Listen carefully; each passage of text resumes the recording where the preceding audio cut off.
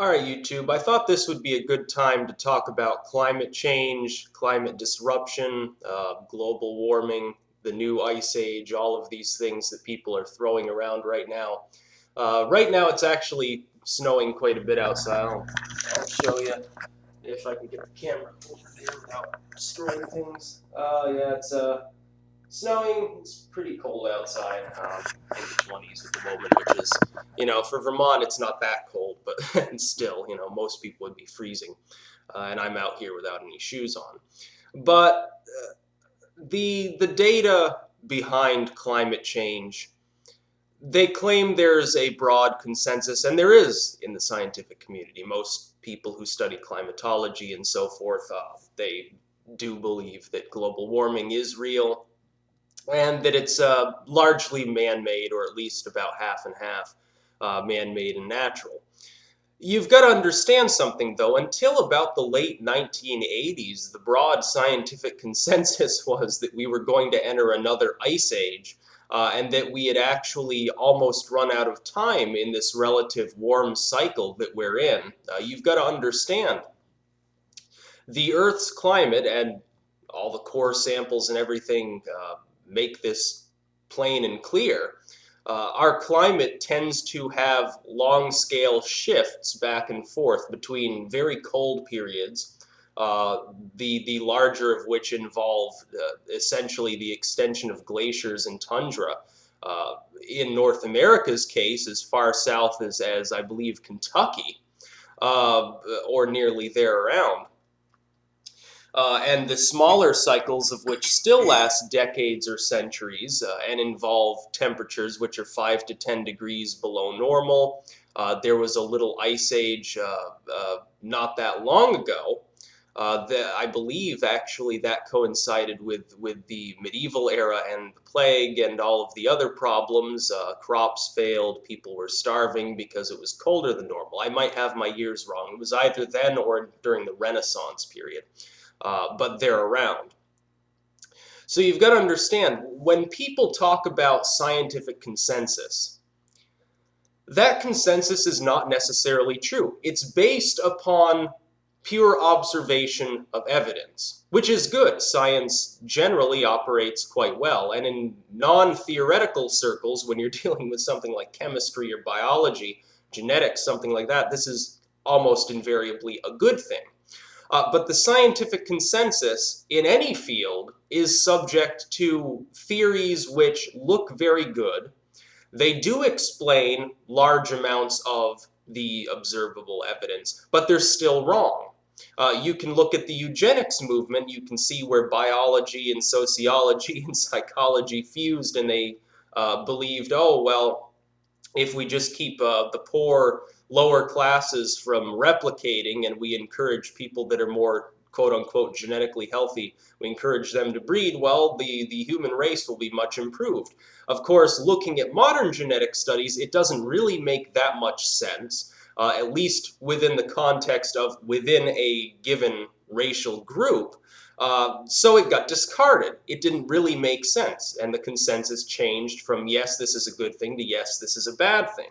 The same within psychology, the use of electroshock therapy, the use of ice baths, the use of putting people for long periods of time in a sanitarium or an asylum was once seen as the consensus of science involved with these fields, with psychology, psychiatry, and so forth. They believed that was good. They believed it was effective, and this changed to now the modern system whereby people are hospitalized if they need to for short periods and given medication. They're given outpatient treatment, and it works a lot better. It cleaned out the asylums, it cleaned out the sanitariums. Bloodletting was once seen largely by what you would then call the scientific community as a good thing. It was seen as helpful. The four humors theory, the miasmatic theory, all of these things were once part of what you would call for those times science. We look upon the modern scientific community and we say, well, this is different now. We're in the age of space travel and the internet and all of these things. It's no different.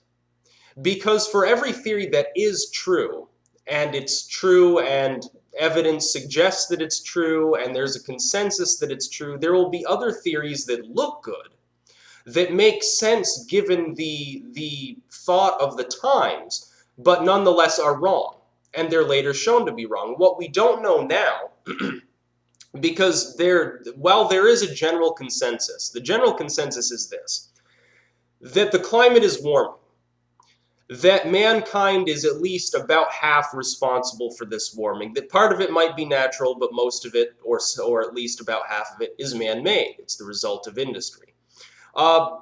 This, however, doesn't make sense given a few things that we now observe that were quietly hushed up, by the way. Number one, that the global temperature averages have been virtually the same for the last 20 years. They are not going up. Some climatologists suggest that this is because the ocean is absorbing the bulk of the heat, and they show various measurements for that. That's possibly true. It's not certain, though. There's also the suggestion that the CO2 increase that we see is actually the result of warming. That is, they're getting it backwards. Rather than, oh, we're creating more carbon dioxide, it's causing the globe to warm. There's also the suggestion among certain groups that it could be that the CO2 levels are rising precisely because the globe is naturally warming. I look at CFCs, chlorofluorocarbons, and the ozone layer, and I say, my goodness, it sounds like depleting the ozone layer could have been a much bigger impactor on our climate than the result of a small increase in carbon dioxide. And I say that because if you look at the temperature models, around the time that we were pumping the ozone layer full of CFCs and depleting the ozone in the layer, the temperatures were rising. Now we've cracked down on CFCs. There are only a handful of countries on Earth where they're still routinely used in refrigeration systems. Their use is extremely controlled now. Very, very little CFC escapes into the ozone layer, and the ozone layer is slowly repairing itself. And the temperature's stabilized. And I'm not sure that anyone in the scientific community has really looked at this as a factor. What you've got to understand is there are multiple factors involved. What's not clear is if any of these singular factors, carbon dioxide emissions, methane emissions, which, by the way, agriculture, particularly beef cattle, release an enormous amount of methane into the atmosphere. Natural warming, a sort of retroactive warming cycle where regardless of the primary warming, there's now methane being released from frozen peat bogs and shit up in Siberia that's spewing out methane.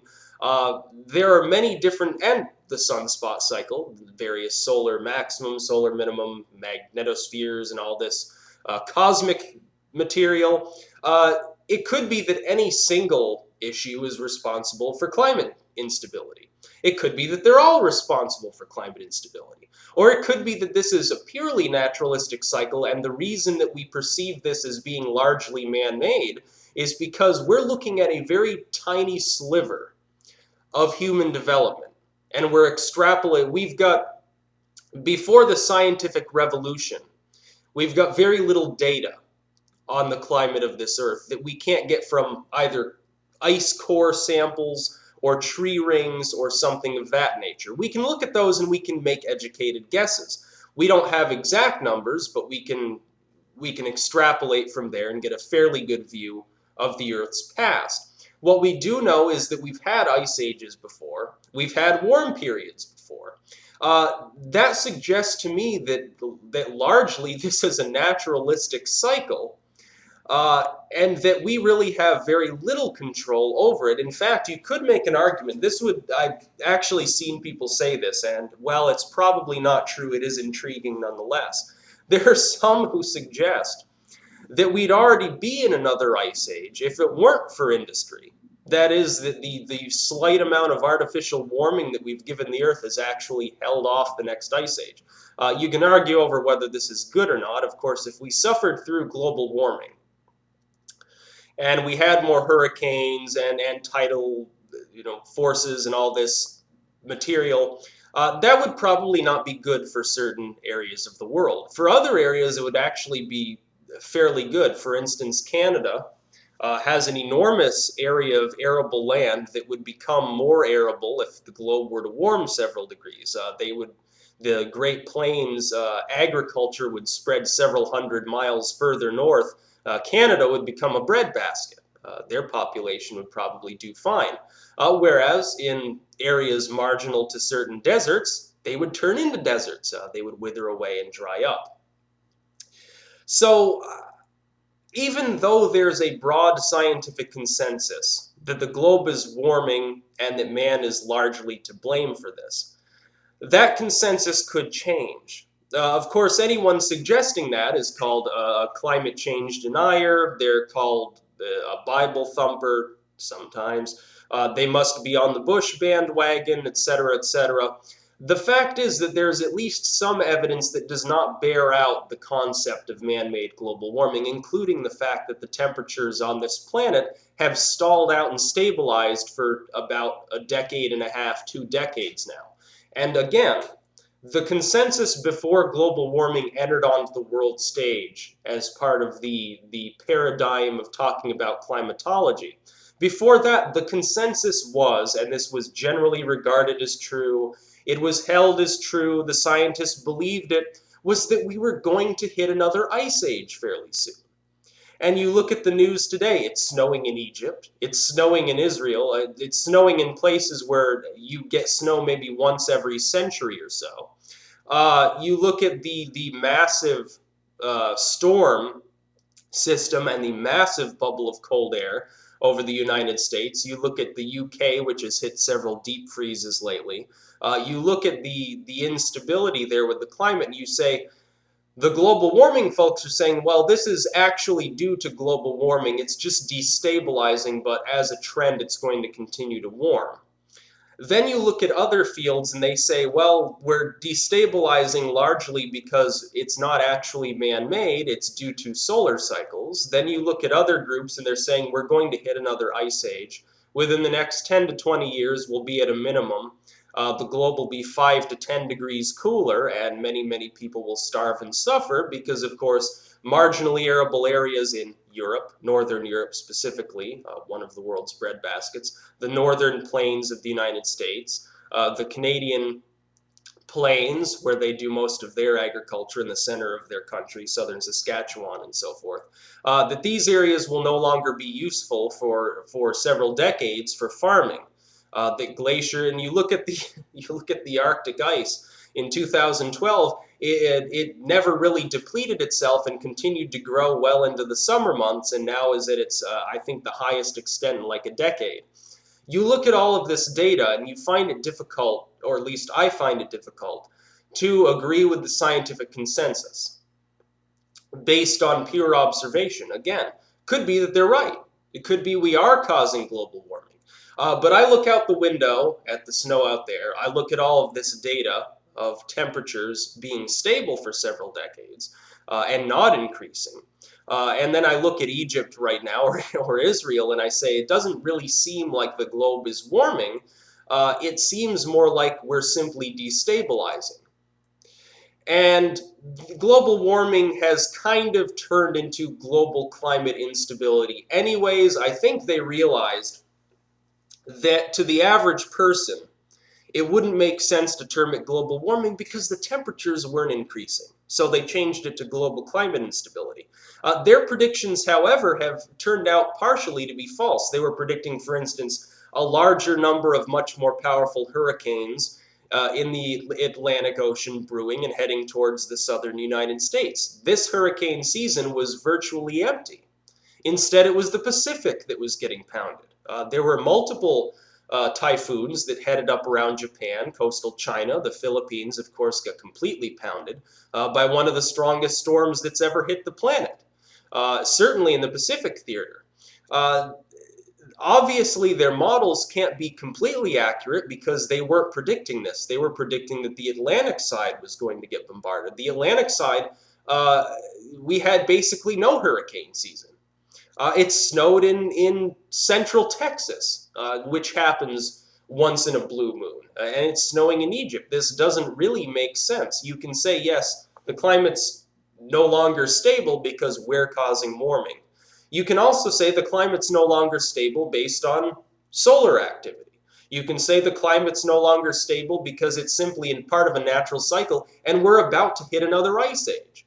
That this kind of weather that we're seeing, snow in North Africa, snow in the central Middle East, huge storms in the Americas and Europe that cause flooding and feet of snow and sub-zero temperatures, you could make the other argument that that will become the new norm, at least for a period, and that this is a mini ice age. You could even go so far as to say it's a totally apocalyptic scenario where I'm not hitting a little ice age, we're hitting one of the major ice ages. I don't think that's likely, but it's possible. And glaciers are going to start moving down south in the Americas and Europe and Russia and just pile drive everything underneath them and be, half a mile thick. They don't know because it's speculation. They're looking at available evidence and they're making a conclusion. But science has done this before. The consensus view is not always correct. The consensus view was in the 80s we were going to hit another little ice age. The consensus view in the 1920s is that eugenics was a good idea. It was sort of a Lamarckian sort of evolutionary theory. It never made much sense to some people, but a lot of people embraced it.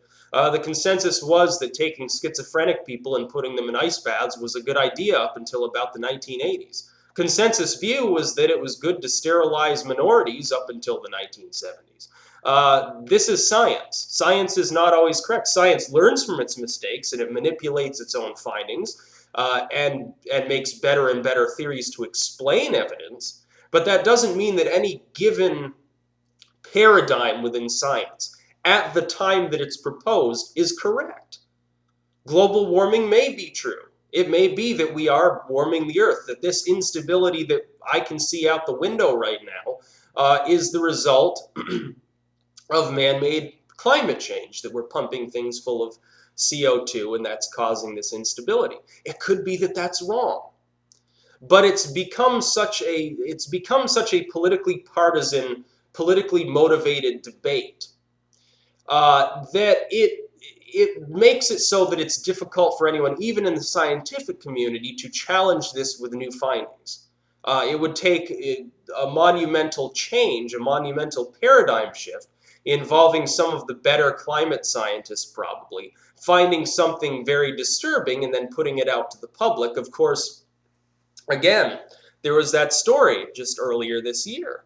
I believe it was all over scientific articles, but then for some reason it never really hit the mainstream media other than Fox, and it was quickly lambasted there, that the temperatures on this globe, and I didn't know this, I bought into the stuff of, oh, well, it's been increasing every year, where it's getting warmer and warmer. It turns out the average temperatures yearly haven't really increased. We're getting hotter summers, we're also getting colder winters. That's more instability than actual warming, and I don't understand why people don't understand this. It's just nonsensical when you have this sort of church of global warming, and yet the globe's not actually warming. It doesn't really make a lot of sense. That's about all. Peace out.